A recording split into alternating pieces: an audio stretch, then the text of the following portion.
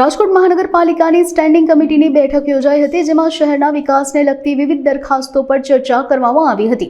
22 દરખાસ્તોમાંથી 21 દરખાસ્તોને મંજૂરી આપવામાં આવી હતી, જ્યારે એક દરખાસ્ત પેન્ડિંગ રાખવામાં આવી છે। કમિટીએ 85 કરોડ રૂપિયાથી વધુના વિવિધ વિકાસલક્ષી દરખાસ્તોને મંજૂરી આપી છે। બેઠકમાં માધવરાવ સિંધિયા ક્રિકેટ ગ્રાઉન્ડને નવરાત્રિના આયોજન માટે 15 દિવસના 30 લાખ રૂપિયા ભાડા લેખે ભાડે આપવા માટે પણ નિર્ણય કરવામાં આવ્યો છે। રાજકોટ મ્યુનિસિપલ કોર્પોરેશનની આજરોજ રાજકોટ શહેરના 18 વોર્ડના વિકાસ કામો માટેની સ્ટેન્ડિંગ કમિટીની બેઠક હતી। કુલ 22 દરખાસ્તો આ સ્ટેન્ડિંગ કમિટીમાં રજૂ થઈ હતી। ભારતીય જનતા પાર્ટીના સર્વ કોર્પોરેટર સાથે સંકલન બેઠક પૂર્ણ થઈ ગયા બાદ અધિકારીશ્રીઓની સ્ટેન્ડિંગ કમિટીની બેઠકમાં કુલ 22 દરખાસ્તમાંથી એક દરખાસ્તને પેન્ડિંગ રાખવામાં આવી છે। બાકીની 21 દરખાસ્તને આજે અમે લોકોએ મંજૂર કરી છે। લાઇન ઓફ પબ્લિક સ્ટ્રીટની જે દરખાસ્ત છે, જમીન સામે જમીન આપવાની જે દરખાસ્ત છે, એ હાલ પૂરતી વધુ અભ્યાસ અર્થે પેન્ડિંગ છે। બાકી બધી દરખાસ્તોને અમે લોકોએ મંજૂર કરી છે।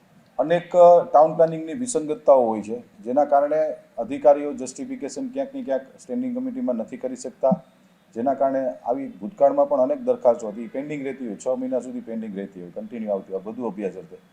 કારણ કે ક્યાંય એલઓપીનો જે મેટર છે, લાઇન ઓફ પબ્લિક સ્ટ્રીટની જે મેટર છે, જેના અનુસંધાને આ દરખાસ્તને અમે હાલ પૂરતી પેન્ડિંગ રાખી। રાજકોટ મ્યુનિસિપલ કોર્પોરેશન હસ્તક શહેરના રેસકોર્સ રિંગ રોડ ઉપર માધવરાવ સિંધિયા ક્રિકેટ સ્ટેડિયમમાં ભૂતકાળની અંદર આંતરરાષ્ટ્રીય મેચો રમાતી।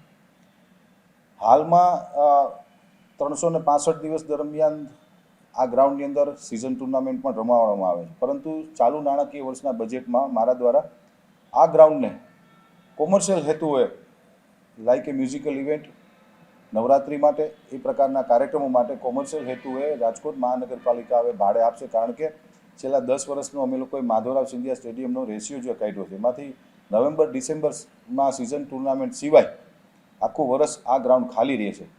તો આ ગ્રાઉન્ડની જે મરામત અને જાળવણીનો જે મહાનગરપાલિકાનો જે વાર્ષિક ખર્ચ આવે છે, એ ખર્ચને પૂરો કરવાનો અને આવું સેન્ટરમાં સારું અને સરસ મજાનું ગ્રાઉન્ડ પડ્યું છે અમદાવાદ મહાનગરપાલિકા દ્વારા સરદાર વલ્લભભાઈ પટેલ ક્રિકેટ સ્ટેડિયમને પણ ઇવેન્ટ્સ માટે આપવામાં આવે છે। તો મહાપાલિકાએ, રાજકોટ મહાનગરપાલિકાએ આ ગ્રાઉન્ડ અમે લોકોએ ભાડે દેવાની બજેટમાં યોજના હતી, એ યોજનાને આજે અમે લોકો સ્ટેન્ડિંગ કમિટીમાં મંજૂર કરી છે। નવરાત્રિની જો વાત કરું તો નવરાત્રિમાં 15 દિવસ માટે આ ગ્રાઉન્ડ આપવામાં આવશે અને એનું જેનું ભાડું 15 દિવસનું 30 લાખ રૂપિયા રહેશે અને જીએસટી સહિત 34 લાખ રૂપિયા રહેશે। ટેનિસ બોલની ટુર્નામેન્ટ માટે આ ગ્રાઉન્ડ 5,000 રૂપિયા રહેશે અને સિઝન બોલની ટુર્નામેન્ટ માટે આ ગ્રાઉન્ડ 10,000 રૂપિયા રહેશે। લગ્ન પ્રસંગ માટે તમારે કોઈ આ ગ્રાઉન્ડને મ્યુઝિકલ ઇવેન્ટ કરવા માટે જોઈએ છે, લગ્ન માટે નહીં, પણ લગ્ન સંદર્ભમાં કોઈ ગરબા કરવા હોય કે મ્યુઝિકલ ઇવેન્ટ કરવી હોય તો એના પણ આમાં દરો લખેલા છે। રાજકોટ શહેરમાં સેન્ટ્રલની અંદર આવડું સારું ગ્રાઉન્ડ, પાર્ટી પ્લોટથી પણ મોટું કહી શકાય એવું ગ્રાઉન્ડ, સ્ટેન્ડિંગ સિટિંગ વ્યવસ્થા સાથેનું આ ગ્રાઉન્ડ છે। તો એ સ્ટેન્ડિંગ કમિટી આજે લોકો સમક્ષ મંજૂર કર્યું છે। ઝોન વાઇઝ આખા રોડ રસ્તાના કામો છે। રોડ રસ્તાની જો આપણે વાત કરું તો રાજકોટ શહેરના વેસ્ટ ઝોનમાં જે રોડ રસ્તાઓ છે, એમાં વોર્ડ નંબર 1, વોર્ડ નંબર 8, 9, 10, 11 અને 12, આમાં કુલ વેસ્ટ ઝોનના જેટલા વોર્ડ છે, 6થી વધુ વોર્ડને નવા રોડ રસ્તા મળી રહ્યા છે આવનારા દિવસોની અંદર।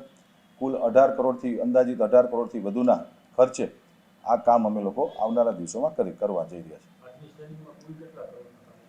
કુલ આજની સ્ટેન્ડિંગમાં 85 કરોડ 50 લાખ 9,749 રૂપિયા જેવી રકમના ખર્ચે આજની રાજકોટ મહાનગરપાલિકાની સ્ટેન્ડિંગ કમિટીની બેઠક હતી, જેમાં ભારતીય જનતા પાર્ટીના સર્વે કોર્પોરેટર આજે મંજૂરીની મહોર આપી છે।